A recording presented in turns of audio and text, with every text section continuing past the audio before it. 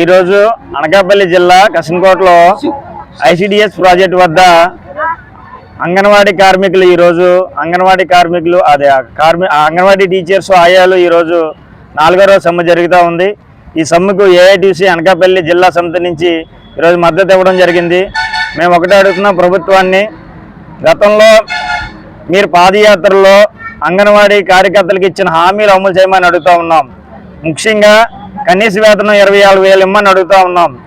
మేము మా అంగన్వాడీ కార్యకర్తలకి మీరు ఉన్నటువంటి రాజకీయ వేధింపులు ఆపాలని, అంగన్వాడీలకి రాజకీయ వేధింపులు ఆపాలని, పదవి విరమణ తర్వాత 5 లక్షల గ్రాడ్యుయేట్ ఇవ్వాలని, హెల్పర్ పదోన్నతి వయోపరిమితిని 5 సంవత్సరాలు పెంచాలని, 2017 సంవత్సరం నుంచి అంగన్వాడీ సెంటర్లకు అద్దెలు ఉండిపోయాయి, టీఏలు ఇమ్మని అడుగుతున్నాం.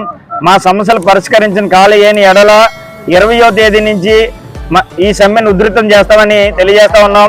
ఇప్పటికే రాష్ట్ర ప్రభుత్వం అంగన్వాడీ కార్యకర్తలను భయభ్రాంతులు గురి చేయడానికి సచివాలయ సిబ్బందిని ఉసుగొలుపుతోంది.